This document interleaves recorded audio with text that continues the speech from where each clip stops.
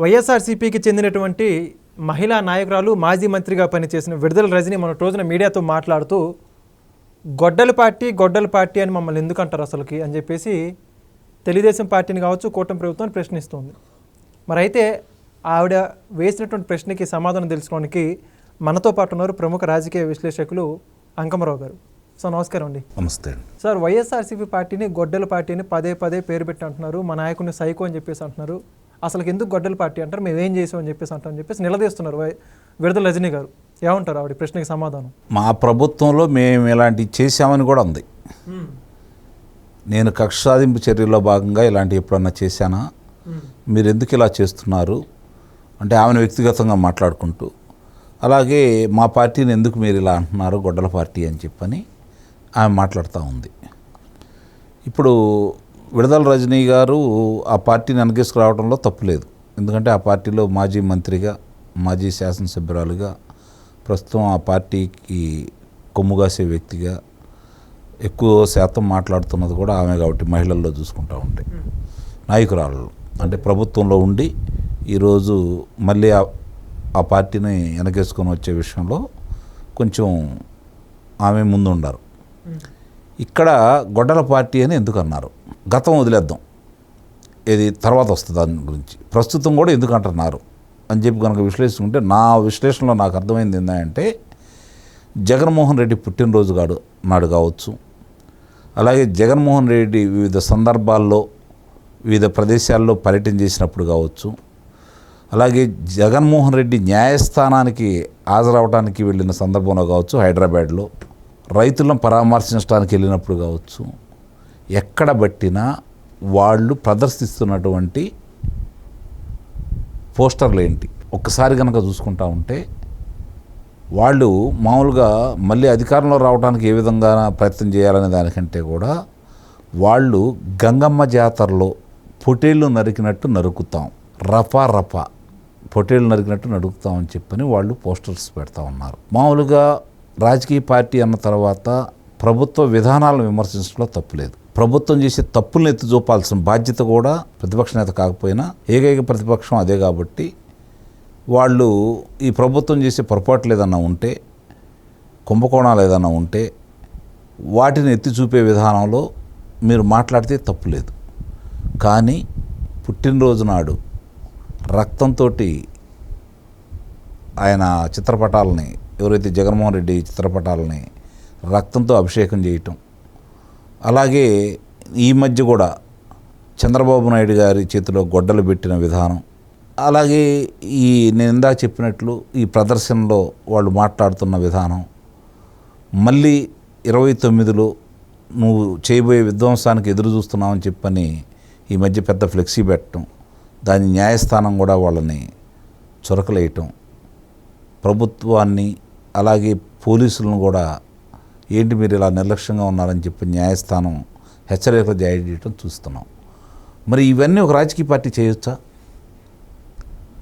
ఒక రాజకీయ పార్టీ చేయొచ్చా? ఆ విధంగా మాట్లాడొచ్చా? ఆ విధంగా ప్రోత్సహించవచ్చా? అధినేత అయినా సరే ఎవరన్నా ఉత్సాహం కొద్దీ ఎవరన్నా అట్లాంటి ప్రదర్శిస్తే తప్పు. మనం అధికారంలోకి వచ్చిన తర్వాత ఫలానా అభివృద్ధి చేస్తాం, ఫలానా ప్రాజెక్టులని అంటే నీటి ప్రాజెక్టులను పూర్తి చేస్తాం, ఫలానా అమరావతిని పూర్తి చేస్తాం, లేదంటే ఈ పరిశ్రమలను తీసుకొస్తాం, ఇంతమందికి ఉద్యోగ కల్పన కల్పిస్తాం, ఇది కదా చెప్పాల్సింది. మరి మేము అధికారంలోకి వస్తే అధికారులు సప్త సముద్రాల అవతలున్నా తీసుకొని వచ్చేసి బట్టలు ఉడదీస్తాం, ఎక్కడుండా లాక్కొస్తాం,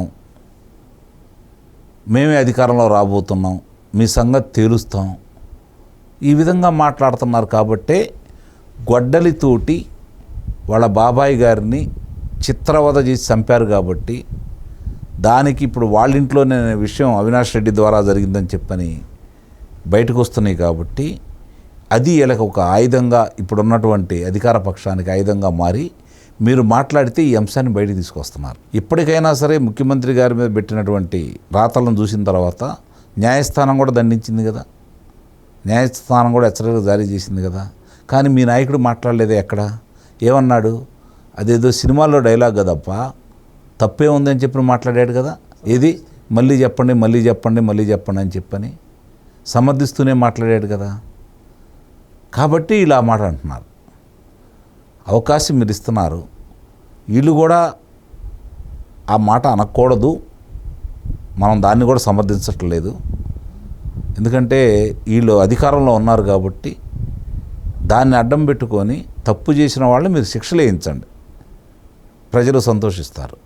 వాళ్ళు మాట్లాడారని మీరు కూడా మాట్లాడుతూ ఉంటే మీరు చేసిన అభివృద్ధి ఈ పక్క తప్పిపోతూ ఉంది. దాని గురించి ఎవరు చర్చించుకోవట్లేదు, వీటి గురించే చర్చిస్తూ ఉన్నారు.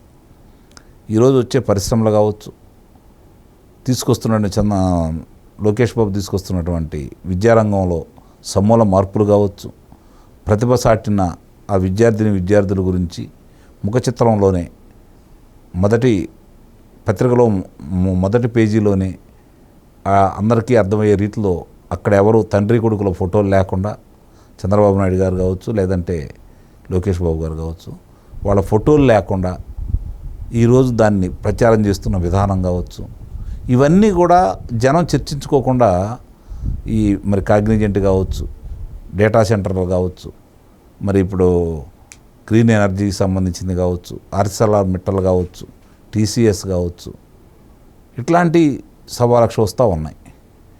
వాటి గురించి ప్రచారం ఏం జరగట్లేదు. ప్రభుత్వం కూడా పెద్దగా దాని మీద మనసు పెట్టినట్టయితే ఏం కనపట్టలేదు. ఒకళ్ళనొకళ్ళు ఈ విధంగా దాడులు ప్రతిదాడులు మాటల రూపేణ చేసుకోవడానికే ప్రాధాన్యత ఇస్తున్నారు.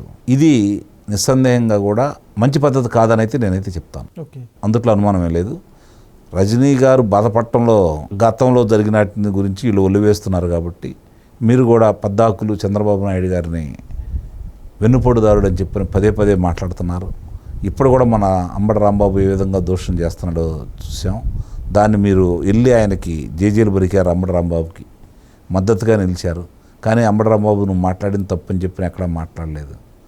కాబట్టి వాళ్ళ నాయకురాలుగా మాట్లాడిందే తప్ప సాటి మహిళగానో లేదంటే సమాజంలో తనకంటూ గుర్తింపు ఉన్నటువంటి ఒక రాజకీయ నాయకురాలుగాను మాట్లాడలేదని అయితే నేను భావిస్తున్నాను.